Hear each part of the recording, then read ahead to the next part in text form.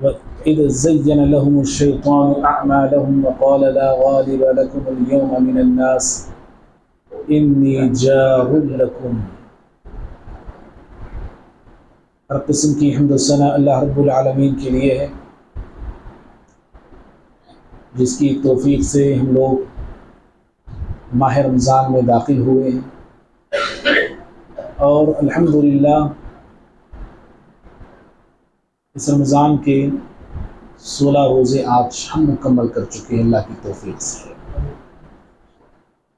رمضان کتنی تیزی سے آیا اور کتنی تیزی سے گزر رہا ہے، آج ہم اس کو محسوس بھی کر سکتے ہیں، اس کا اندازہ بھی لگا سکتے ہیں۔ بس گنے چنے چند دن باقی ہیں سمجھیں۔ جب تاخراتوں کا سلسلہ شروع ہوتا ہے تو وہ ایام اور تیزی کے ساتھ گزر جاتے ہیں۔ تیزی کے ساتھ اس لیے کہ پوری رات جاگتے ہیں، آدھا دن سوتے ہیں،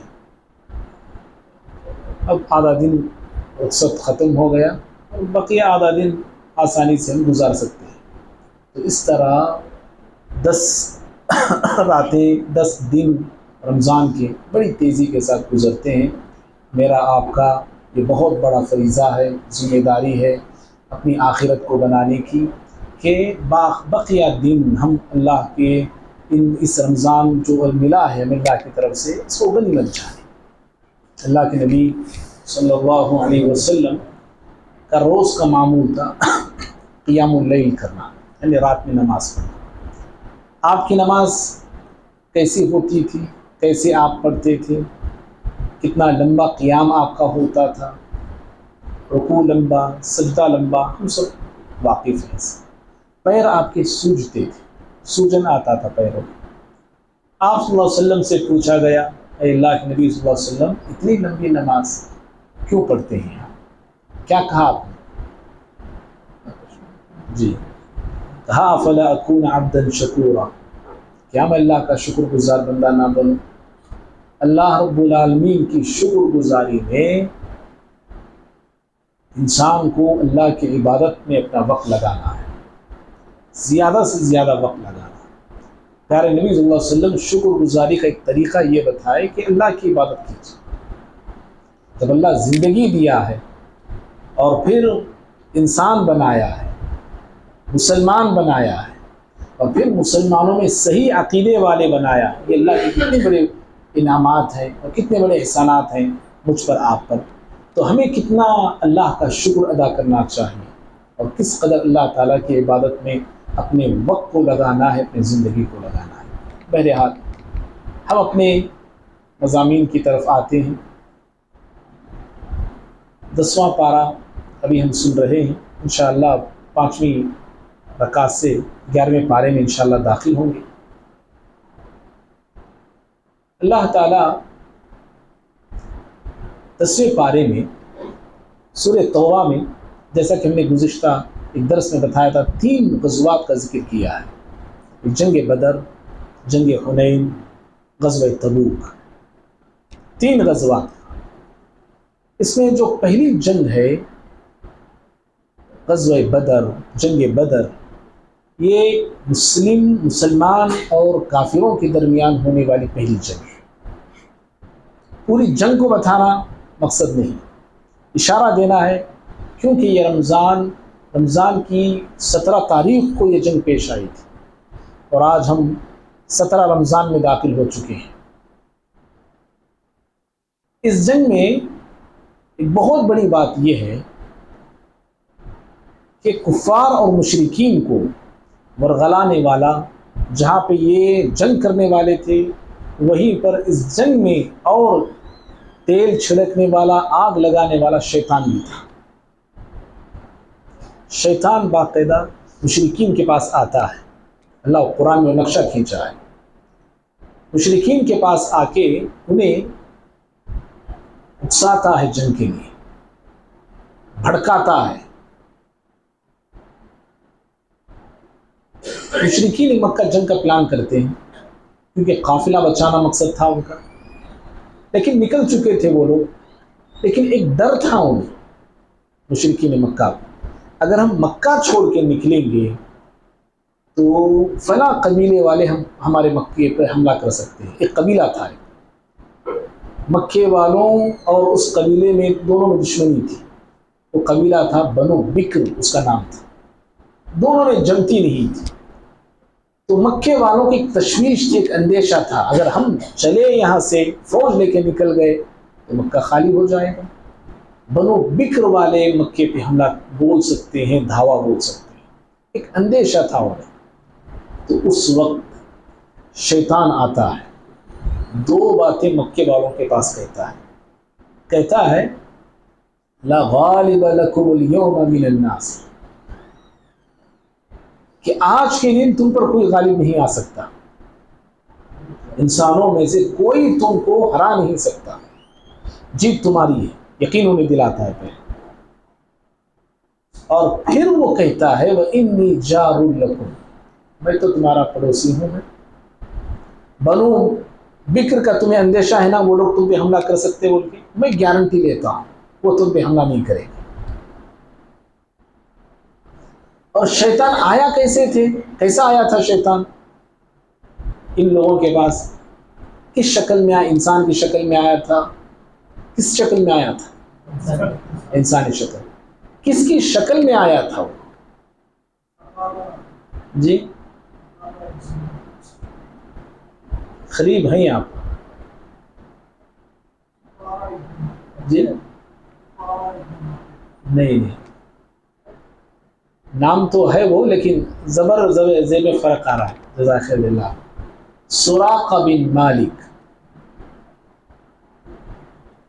سراقہ بن مالک کی شکل میں آتا ہے، اور آ کے مکے والوں کو اس طرح اکسا کے بھڑکا کے چلا جاتا ہے. جنگ کے میدان میں اب ایک دوسرا اس کا ایڈ دیکھیے، ایکٹنگ اس کی دوسری ایکٹنگ. جنگ کے میدان میں تب بھی یہ شریک تھا وہاں پہ. جب فرشتے نازل ہوتے ہیں تو وہاں سے وہ بھاگ نکلتا ہے، اور بھاگتے ہوئے وہ کہتا ہے انی ارا ما لا ترون، دیکھو وہ چیزیں میں دیکھ رہا ہوں جو تم نہیں دیکھتے. اور پھر اس کے بعد اس نے دو جملے کہا انی بریء منکم، یہ جنگ، یہ لڑائی جھگڑے سے میں تو پاک ہو گئی، اس جنگ سے مجھ سے کوئی تعلق نہیں. اور پھر اس نے ایک شوشہ چھوڑا کہ انی اخاف اللہ، میں اللہ سے ڈرتا ہوں. کیا کہا شیطان نے؟ اللہ سے ڈرتا ہوں. کیا شیطان اللہ سے ڈرتا ہے؟ کیا سچ بولا اس نے؟ جی سچ بولا. اور سچ بولا نہیں، اللہ سے ڈرتا ہوں بولتے. کون بولے؟ ہاں کیا خالد بھی کیا بول رہے ہیں؟ سچ بولا. جی اور کون بولتے ہیں؟ تنویر بولا جھوٹ بولا. ہاں ماشاء اللہ. انی اخاف اللہ، میں اللہ سے ڈرتا ہوں. اس کا یہ کہنا حقیقت میں نہیں تھا، سچائی میں نہیں تھا، حقیقت میں اللہ سے ڈرنے والا نہیں تھا. اور یاد رکھنا، اگر کوئی شخص یہ کہتا ہے، شیطان تو کہا، اگر کوئی انسان بھی یہ کہتا میں اللہ سے بڑا ڈرتا ہوں، گناہ کے کام کرتا، نافرمانی کے کام کرتا، تمہیں اللہ سے ڈرنے والا نہیں، جھوٹ بول رہا ہے. اللہ سے ڈرنے کا مطلب ہے کہ گناہ چھوڑ دو، یہ اللہ سے ڈرنے کا مطلب ہے. انسانوں میں سینکڑوں انسان ایسے ملتے ہیں، مجھ کو، آپ کو، یا صفت وہ ہمارے اندر بھی ہو سکتی ہے، آپ کے اندر بھی ہو سکتی ہے. اللہ کو بہت ڈروا، وڈا لیتا، سود کھاتا، سب کرتے رہتا، پھر کہتا کہ میں اللہ تعالیٰ سے بہت ڈرتا ہوں.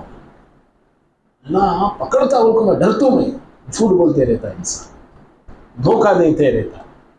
سمجھ رہے؟ جھوٹ ہے، یہ ایک ڈھونگ ہے، یہ سمجھو، یاد رکھو. اگر اللہ سے ڈرنا ہوتا تو وہ انسان اس گناہ کو فوراً چھوڑ دیتا اور نیکی کرتا. یہ اس کا صحیح مطلب ہے اللہ سے ڈرنے کا. یہ اصل بتانے کے لیے اس واقعے کو میں نے چھیڑا. آئیے اس کے بعد غزوہ بدر کے بعد جو دوسری جنگ اللہ نے ذکر کیا، غزوہ حنین ہے. غزوہ حنین کب آئی، پیش آئی؟ مکہ فتح ہونے کے 19 دن کے بعد. हुनैन एक मकाम का नाम है, ताइफ के करीब ये मकाम है। पूरी मैं गज़वा नहीं बता, सिर्फ इशारा दे रहा हूँ। इस गज़वे में मुसलमान कसरत में थे, बड़ी तादाद थी मुसलमानों की, 10,000 का लश्कर था मुसलमानों का, सहाबा इकराम का। शुरू में दुश्मनों का पलड़ा भारी हो गया इस जंग में, क्योंकि मुसलमानों के अंदर एक फीलिंग आ गई थी, अरे इतना बड़ा लश्कर हमारा, इतनी बड़ी तादाद हमारी, अब हमें कौन हरा सकता है। और जिनके साथ पाला पड़ा था 2 कबीले के लोग थे, पूरे अरब में तीर अंदाजी बहुत फेमस थी। तीर अंदाजी बड़ी खतरनाक वो करते थे, उनके साथ पाला पड़ा था, लेकिन उनकी तादाद कम थी मुसलमानों की ज्यादा, 10,000। बदर में 313 थे, उहद में 1,000 थे। अब इस जंग में 10,000 का लश्कर, तो इस तरह से एक क्या बोलते हैं, तादाद पर फक्र पैदा हो गया। अल्लाह रब्बुल आलमीन शुरू में मुसलमानों के पर्दे को कमज़ोर कर दिया। फिर उसके बाद ये और बात है, अल्लाह ताला ने उन पर अपनी सकीनत को नाजिल किया, फिर मुसलमान गालिब आए। तीसरा गज़वा अल्लाह ने जिक्र किया, गज़वे तबूक। गज़वे तबूक 9 हिजरी में यह गज़वा पेश आया है। 9 हिजरी में बड़ा दूर का सफ़र था, गर्मी का मौसम था, फलों के पकने का वक्त था। ऐसे वक्त ये गज़वा पेश आया। क्यों ये गज़वा पेश आया? रूम का जो बादशाह है हिरकल, उसने प्लान किया कि मदीने पे हमला करूंगा, और उसे किसी ने उकसा दिया था। मदीने से एक ईसाई चला गया वहाँ पे, और जाके उसने बादशाह को उकसाया कि आप मदीने पे चढ़ाई करें। तो उसने इरादा कर लिया और बहुत बड़ा लश्कर उसने तैयार किया। लगभग 1 लाख का लश्कर वो तैयार कर रहा था। प्यारे नबी सल्लल्लाहु अलैहि वसल्लम को इत्तला मिली, एक बहुत बड़ा लश्कर हिरकल तैयार कर रहा है, और मदीने पे वो खुद लश्कर लेके आके हमला करने वाला है। प्यारे नबी सल्लल्लाहु अलैहि वसल्लम को जैसे पता चला, हरकत में आप फ़ौरन आते थे, आप मालूमात लेते थे खबर सही है या नहीं है। सही खबर, क्योंकि जो सहाबा थे वो सही थे, ईमान वाले थे, मुत्तकी लोग थे, और फ़ौरन आप हरकत में आ गए, तैयारी आपने शुरू कर दी, ज़ोर और शोर पे तैयारी हो गई। इस वक्त मेरे भाई, अल्लाह के नबी सल्लल्लाहु अलैहि वसल्लम पर आसमान से आयतें नाज़िल, इंफाक के हवाले से, अल्लाह के रास्ते में खर्च करो। तो मुनाफिकों का बहुत बड़ा रोल इस जंग में रहा है, जंग से पहले भी। क्या इनका रोल था?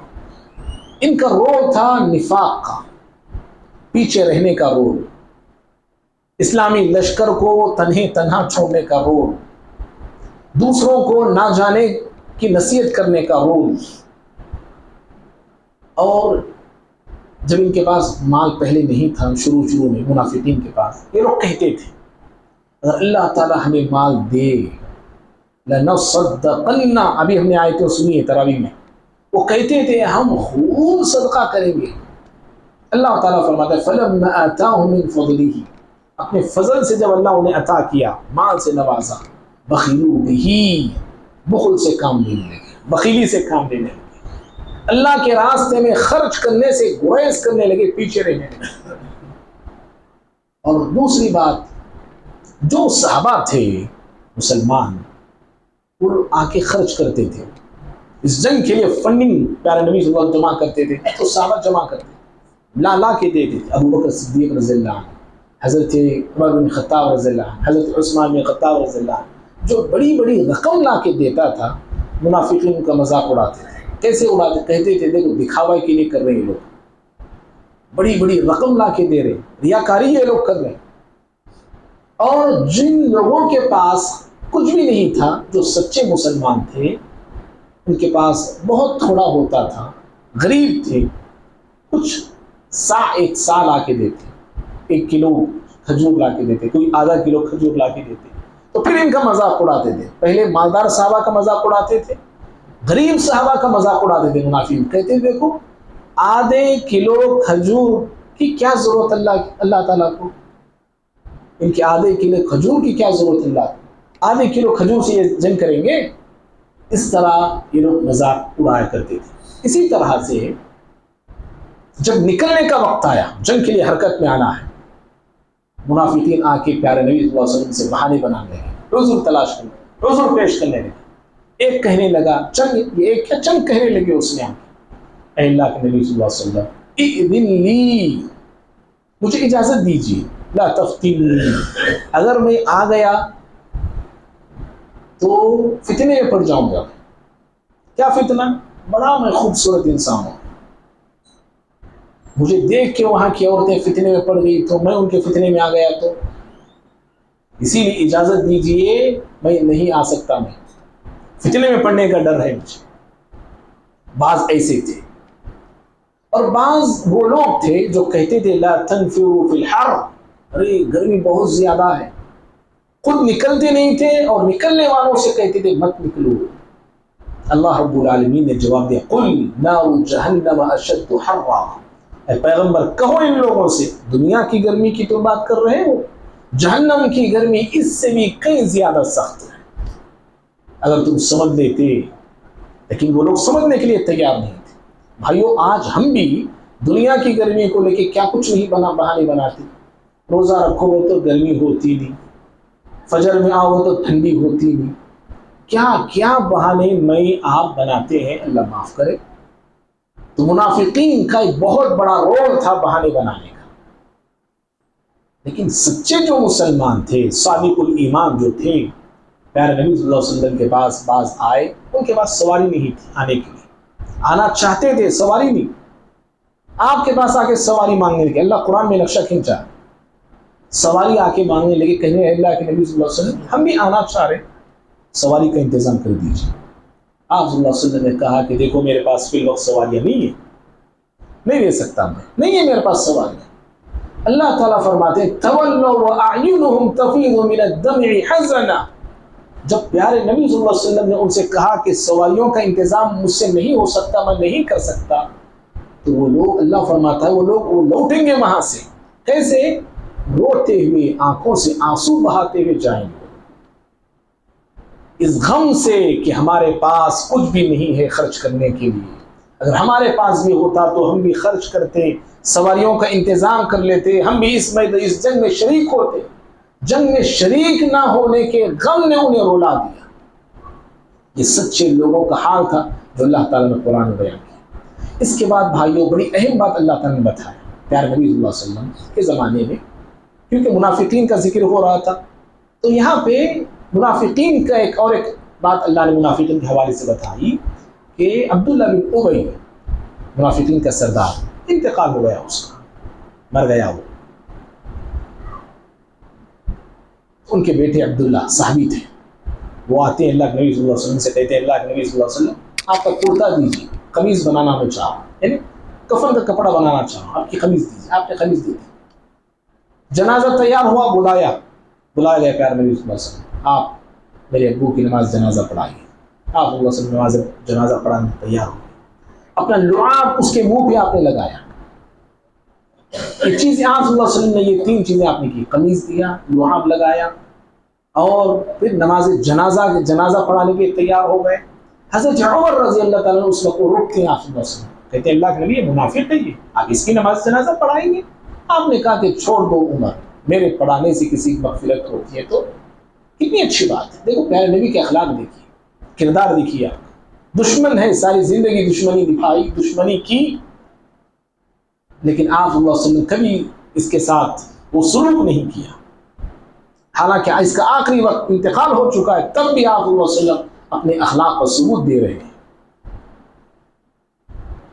اللہ تعالیٰ آسمان سے آیت نازل کیا، کہا کہ اگر آپ ایک نہیں، دو نہیں، 70 مرتبہ بھی اس کی مغفرت کرے فلن یغفر اللہ لہ، اللہ ان کی مغفرت نہیں کرے گا۔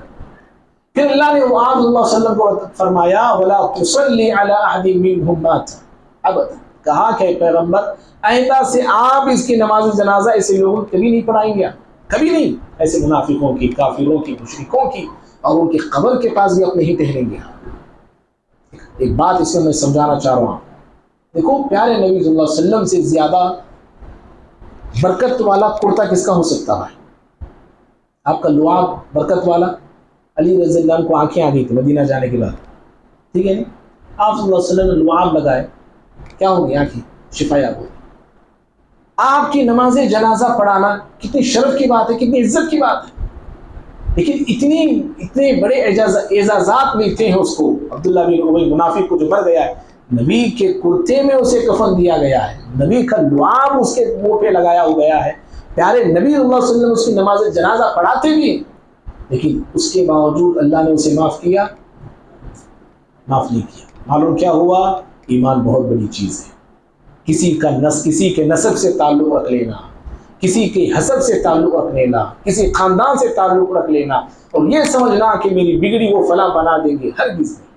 جس کے پاس ایمان ہوگا، عمل صالح ہوگا، اسی انسان کی نجات ہے اور اسی انسان کی عزت ہے اللہ رب العالمین کے پاس.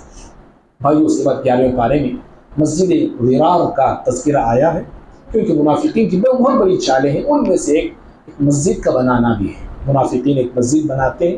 انشاءاللہ کل کے درس میں اس پر ہم گفتگو کریں گے. اللہ سے دعا ہے اللہ تعالیٰ ہم تمام کو قرآن مجید کو پڑھنے، سمجھنے، عمل کرنے کی توفیق عطا فرمائے. اللہ ہم تمام کی عبادتوں کو اپنے فضل سے قبول کرے. آمین. سبحانک اللہم و بحمدک، اشہد ان لا الہ الا انت، استغفرک و اتوب الیک.